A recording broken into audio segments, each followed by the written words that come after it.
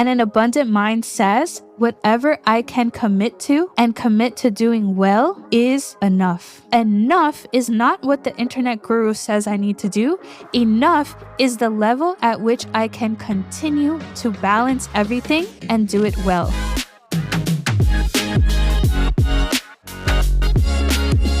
Hey, you're listening to The Pivot Season. I'm your host, Ambar Paloma, clarity and identity coach. And this is your hub for all things self-discovery, navigating change, and reinventing yourself into the person you're dreaming of. Let's get started.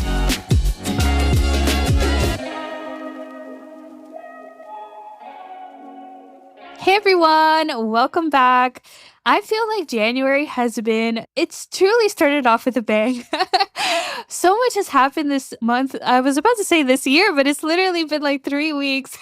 But it feels like so much has been going on, both like ups and downs. But definitely one of the ups has been that I've been seeing such a boom in my social media and my subscribers, both with like email and podcasts. And first of all, I just want to say thank you from the bottom of my heart for trusting me as someone that you want to lease your ear to, right? Like the people that we listen to have such an impact on us. And I am so grateful that you want me to be one of those people. I am just so grateful because almost 200 of you have taken my reinvention pattern quiz, and it's only been out for like 3 weeks. And yeah, I'm about to hit 200. But thank you so much for taking that, because not only are you finding out what your dominant pattern is, but I'm also learning so much more about all of you. And that's only going to make it easier for me to continue serving you and really supporting your journey. So I'm really, really excited about that. And just with all of these quizzes and the follower growth, I've been having so many conversations with you all in my DMs. And it's really reiterated that two of the biggest journeys that you're looking at making are relocating and making a career change. And there also seems to be other journeys like wanting to get better with money, or wanting to get better with your health, or wanting to have better relationships. But again, it feels like the biggest ones you all are concerned about is that career and your location. And I specifically wanted to make an episode for the people I've been speaking to who are in the side hustle to entrepreneur pipeline. One of the biggest pivots that I've been talking to people about is people who want to do a career switch that requires them to start their own business, and they're starting that thing as a side hustle. And I feel like when you're starting something as a side hustle, it's really its own path, because you don't have the same bandwidth as someone who's able to dedicate all day to it. You know, you're balancing a 9 to 5. Maybe you're also balancing having a family. You're balancing life requirements and all of these things. And it's really quite its own journey. And I remember when I started my journey, I was balancing, life. I was balancing a health journey as well. I've spoken a lot about my 120-pound weight loss journey that I started at the same time as my side hustle. And then on top of that, I had a very demanding 9 to 5. And there's so much advice out there on growing your social media and starting your business, but there's not a whole lot of advice about what that looks like when you're balancing a million other requirements, right? Especially when you're doing it as a side hustle. And I was taking this journey with no savings, no partner support, and really I didn't have much of an option to move home. I mean, I could have. I'm sure my mom would have let me move back home with her, absolutely, but it just felt like something I wasn't ready to do. So I had no other option but to start it off as a side hustle. So today I want to talk about the guilt, the comparison, and the unrealistic expectations that keep side hustlers stuck. But more importantly, I'm going to show you the neuroscience behind how to do this without losing your mind. And this is really inspired by conversations I've been having with many of you in my DMs about your own side hustle to entrepreneur journey. Before we get started, I want to remind you to take the Reinvention Pattern quiz if you haven't already. It's going to show you the dominant pattern that you might keep getting stuck in that might be keeping you from making the kind of progress you want to make on your journey. And it'll also give you more understanding about how you can start breaking that cycle and continue moving forward. People have really been loving this quiz and saying that they really feel seen by it, and even that they can see how these patterns are showing up even in the people around them, which is exciting because I feel like now you can share that same guidance with somebody else. Let's talk about it. The guilt and the shame of having to do it all. I feel like, my goodness, there is so much advice on there on how to grow and have a business.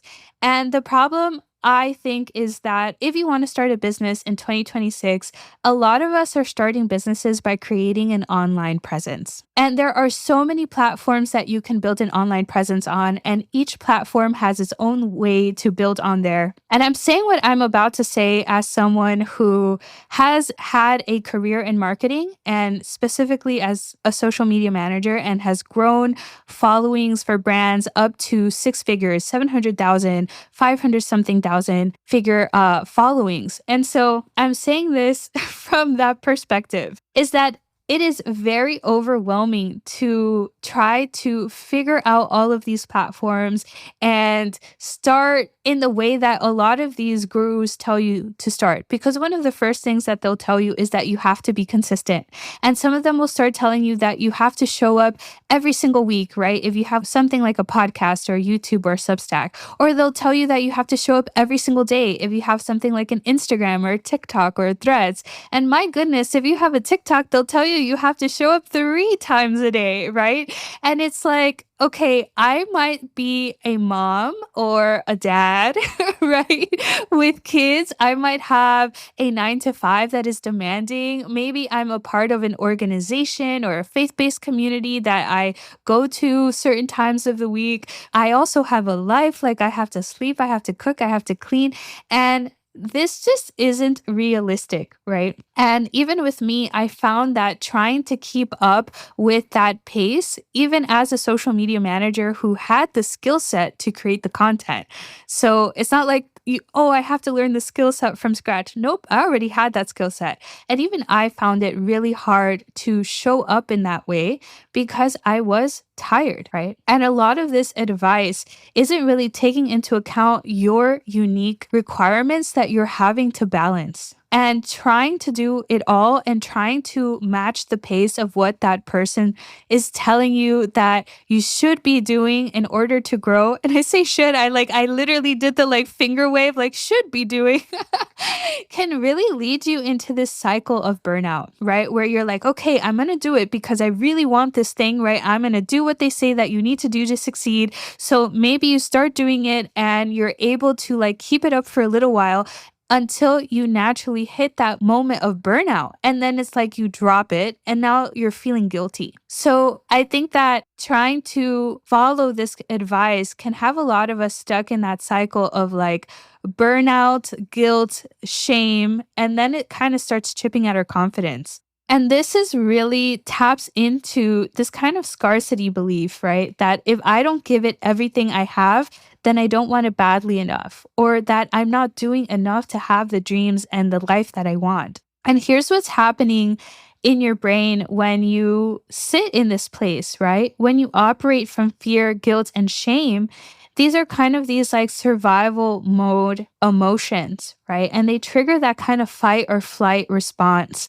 Something I've been hearing echoed in these conversations that I'm having in DMs is kind of it kicks in either one of two things, either this guilt and the shame that you're not doing enough, or it kicks in almost this sense of desperation where you just start pushing yourself beyond your limit. And the reality is that both of these will lead you to burnout, but more so, it puts your brain into a sense of survival mode and it starts to release cortisol in your body, right? So your stress rises. And the more you stay in that state, the more it actually hinders the part of your brain that's responsible for things like planning, creativity, or long term thinking, which is why when you get into this state, it actually becomes harder to show up and create that online presence you might need to have this business. So this is the shift I want you to make, okay? An abundant life cannot be built with survival level tactics, okay?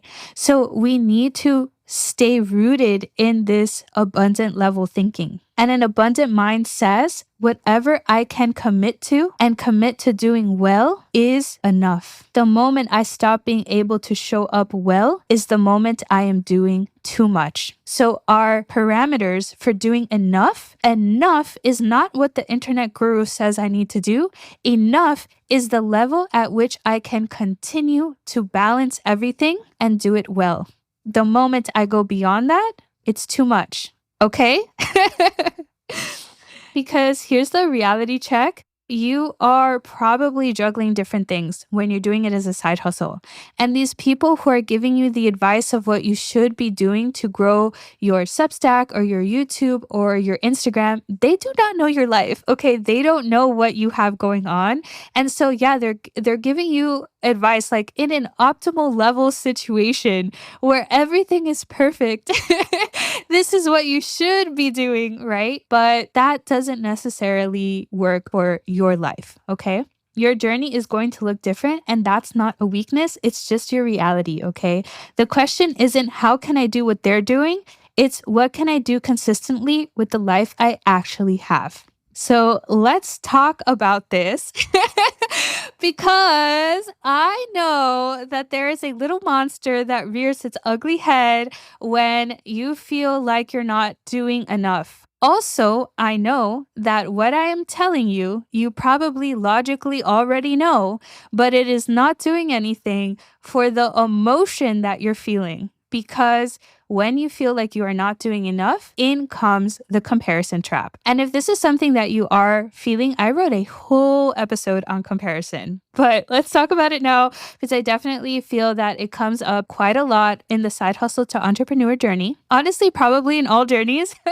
But let's talk about what it looks like in this journey. And this is something I talk to with some of my clients inside of my one-on-one coaching. Because there's almost always a moment in their journey, no matter what that journey is, where the comparison strikes. And this is something I have noticed is that comparison tends to come up the strongest when you already feel that you are not doing enough. When you feel rooted in your path, when you feel like you are doing enough and you see somebody else winning, it doesn't tend to trigger that feeling of comparison. It often triggers a feeling of inspiration when you are already rooted in your path. But when you are not rooted in your path and you are already living in the story of I'm not doing enough and you see somebody else winning or someone else getting ahead of you or someone who even started after you getting ahead of you, oof, talk about it.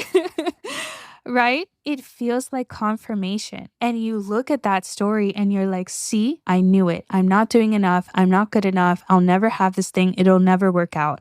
I think when it comes to comparison and what I have found by speaking with clients and helping them through these moments where they're feeling stuck in that comparison loop is that they fundamentally know that their journey is their own, that everyone is on their own timeline, but it doesn't do anything for the feeling, right? There's two things here, and I talk about this at length in my comparison episode, so I will link that in the show notes if this is something that you're struggling with. But one, it is so important that you see this moment where you're stuck in that comparison, not as a moment to tear yourself down, but as an invitation to hold yourself. Because first and foremost, your logic is not doing anything for the emotional reaction that you're having. So it's very important in these moments. And this is why part of my work that I do in one-on-one coaching, so much of it is learning to hold yourself through difficult moments, learning to regulate your nervous system, learning to hold yourself with compassion, learning to give yourself grace. Because when you try to logic yourself out of an emotional reaction, it's never going to work. Let's just be so real. You already know you shouldn't compare yourself. You already know that everyone's on their own timeline,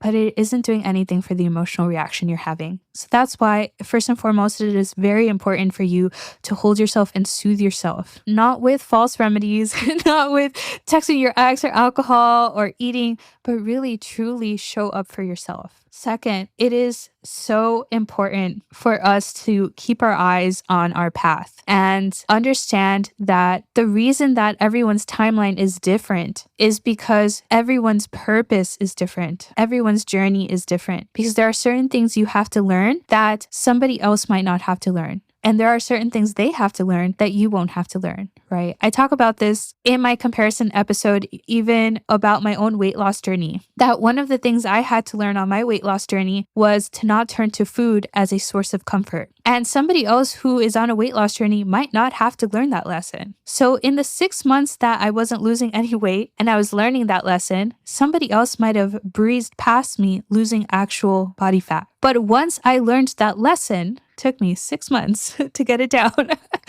But once I did, I was able to lose an additional 50 pounds in 8 months. Quick, right?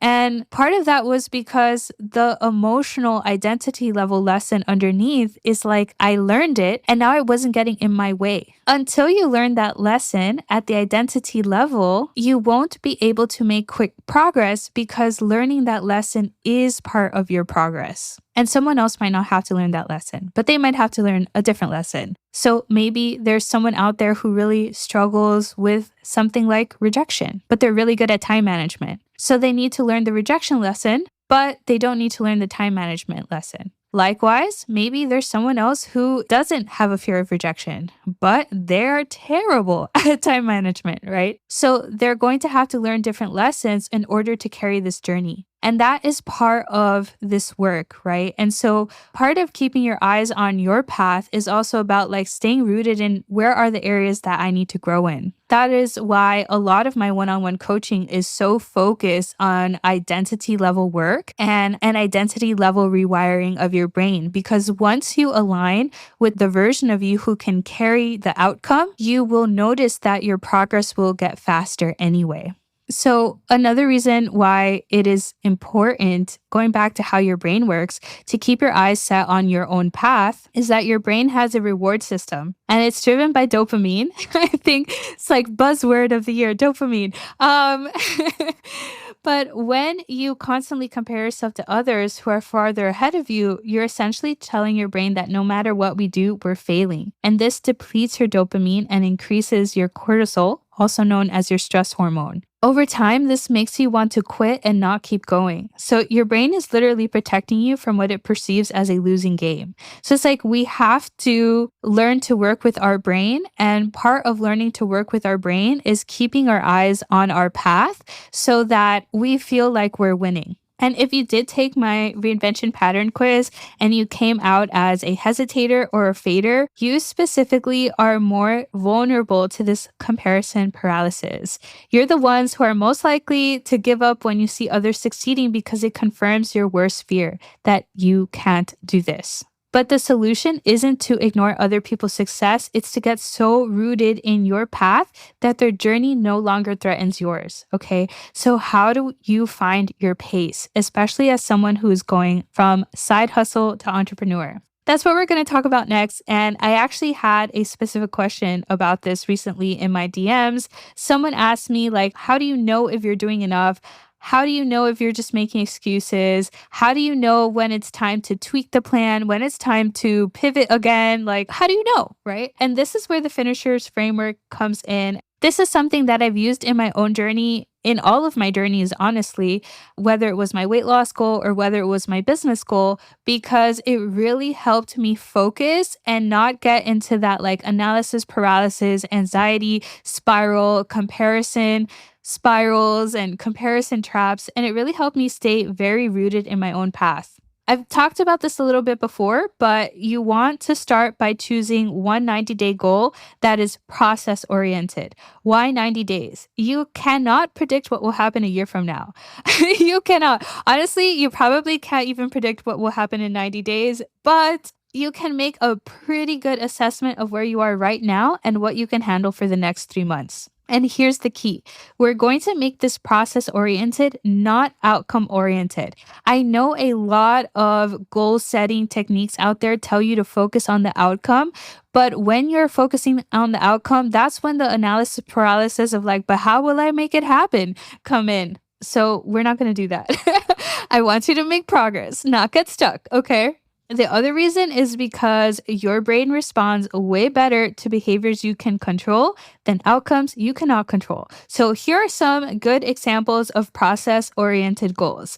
Something like post on Instagram 12 times a month. Okay. Publish a podcast episode once a week. Publish a YouTube once a week. Post on threads once a day, right? Create one lead magnet in 90 days. Okay. Again, taking into account everything you have to do, everything you are juggling, what is one process oriented goal you can commit to for 90 days? And I only want you to pick one or two goals max during a 90-day period. I have found through my coaching program that usually it is very difficult for someone to juggle more than one or two 90-day goals towards a bigger goal on top of their life. By life, I mean things like having a family, having a 9 to 5, needing to sleep, which we all need to do, right? Cooking, cleaning, exercise. So anyways, as I said, one or two goals max. I have found this is the threshold. Once you have that goal, I then want you to break it down into subtasks. So, for example, if you wanted to create a podcast episode,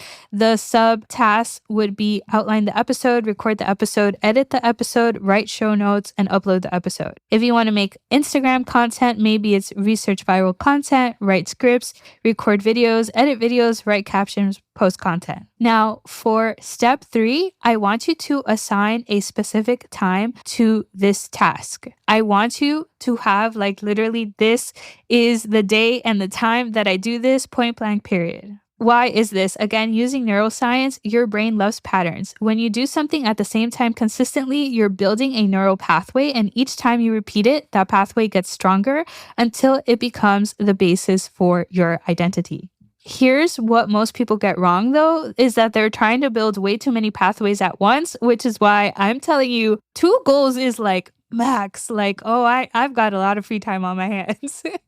But honestly, even just one goal would be chef's kiss. So, for example, your specific time could be every Sunday at 12 p.m. is my Instagram content time. Right after breakfast, I will go exercise. Every Wednesday evening at 7 p.m., I work on my lead magnet, okay? Once you set that time, protect this time. Say no to other things during this time unless you literally cannot, okay? Now, in step 4, I want you to track for 80% consistency. For 90 days, track how often you actually complete this goal. Your target is to complete it at 80% consistency. Now, there's usually one of two outcomes. Either outcome 1, you do hit 80% consistency. That often means maybe I have capacity left or I'm at a good place. At this point, if you had started with just one goal, you can add on another goal or you can level up this goal. Here's outcome number 2. You do not hit 80% consistency. This is important. Do not shame yourself, okay? The question is not why am I failing? The question is what got in the way and how do I create a plan I can actually meet? Some of the common barriers that I see when a client struggles to hit that 80% consistency is the plan was way too big. Whatever plan that they came up with wasn't actually realistic for their lifestyle. So that means simplify the plan. The other thing was the skill level wasn't there yet, okay? Maybe editing took 3 times longer than they expected. Finding ideas took longer than they expected. All of that stuff, okay?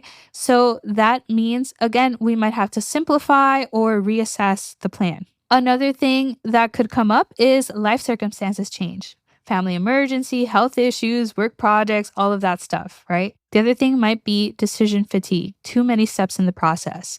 So you really have 2 options here. You can either stick with this current plan for another 90 days and see if, for example, if the issue was skill level or life circumstances, that maybe like the next time it would stick, or simplify the plan so that you can meet the 80% consistency. Here's why the 80% rule works. Consistent, predictable success releases dopamine, and this reinforces the behavior and makes you want to keep going. Remember that the goal isn't to force yourself to meet the 80% all of the time. The goal is to create a plan that you can effortlessly meet 80% of the time. Do you understand the difference? Because when we are forcing ourselves to meet that 80% consistency, that's when we're likely to create burnout. But when we create a plan that I'm like 80% of the time, I'm able to keep this up, that's a plan that is realistic to our lifestyle. And that is a plan you're able to keep month after month. That is a plan you are able to build a business with. Because it does not matter if you can keep this up for 1 month and then you drop it all together. But if you can keep it up for several months, that's a plan that would lead to progress. Now, again, you might be like, but Amber, what if this isn't enough?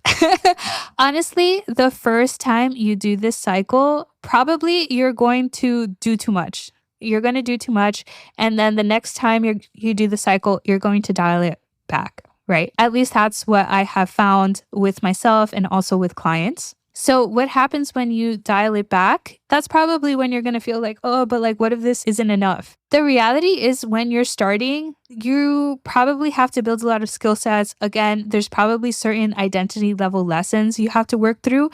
So having less tasks to do is actually really important because it's going to give you the opportunity to tweak those identity level things.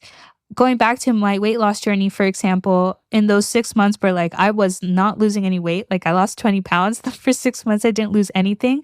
But in that time, I was getting very good at like not comfort eating. I was getting very good at showing up for my workouts. I was getting very good at meal prepping and meal planning and even having like quicker meals that could help me stay consistent. So I was learning all of those things. And it got to the point where that plan that I was sticking to for 2 90-day cycles was so easy that in the next 90-day cycle, I made it more complex. And it took me about the same effort to keep it because I had laid such a foundation. And the next 90-day cycle after that, I had to make it more complex again. So it's like once you get some of that foundational stuff in, the next 90-day cycles after that, it's like you're just gonna like zoom. And I felt the same thing with my business. When I first started making this podcast, it used to take me like 6 hours to make one episode. And now it takes me like 2 hours to make one episode, right? So in the same time that it took me to make 2 episodes, I can now make 6 episodes. So the reality is like eventually you're going to get way faster and you're going to be able to hold more because the skills are going to be there. The skills are going to be there. The identity level work is going to be there. And it's going to be so much easier to do more and to go farther and to go faster and to go harder without burning yourself out. That's why I work for 80% consistency. Because what you can do consistently 80% of the time is going to grow over time. But if you set yourself up to fail from the beginning, you're going to drop it all together. But if you set yourself up to succeed, you'll be able to stay the course long enough to grow. The other thing is that this will reveal to you where you need to grow. Because in that 90 days, you're going to be like, hey, I wasn't very good at doing this. What was the reason? This is the reason. Let me fix that reason, right? And I think this also helps you stay focused on your path instead of being so worried about what other people are doing. Before we wrap up, I want you to ask yourself this question. Am I building a business that fits who I actually am or who I think I should be? Because if your business model requires you to be someone you're not, to have energy you don't actually have, or time you don't have, or circumstances you don't have, you're basically setting yourself up to fail. Your business should be an extension of your values and capacity, not a contradiction to them. So here are some identity shifts I want you to hold close to you. Instead of I have to hustle hard to prove I'm worthy, tell yourself I build sustainably because I trust myself. Instead of if I'm not doing everything, I'm not serious, I complete what I commit to and that's what matters. Instead of I'm behind everyone else, I'm on my unique timeline. Instead, I'm someone who starts things, I'm someone who finishes them. This is your permission slip. I want you to give yourself permission to do less than the influencers say you should do, to take longer than you think you should, to build at your own pace, not theirs, and to celebrate completing something well over burning yourself out trying to follow somebody else's timeline. So today we talked about the guilt and the shame that can come up when you are on a side hustle to entrepreneur journey. We also talked about how comparison can show up here And I shared with you the Finishers Framework, which is a plan you can create to hit 80% of the time on your own timeline. If you haven't yet, please remember to check out the Reinvention Pattern Quiz. It's linked in the show notes, and it'll identify your dominant stuck pattern and also give you a personalized reinvention starter kit so you can start breaking the cycle. I always like to leave you with something that you can carry between the episodes so that you can continue to build the life that you want. And I want you to remember this: there's no one path to success, only your path. Remember that slow and steady isn't just a nice saying, it's how your brain actually learns, adapts, and builds new neural pathways. We are done building seasons and chapters out of survival mode. This next one, we will build out of abundance. I'm with you in your pivot always. Bye.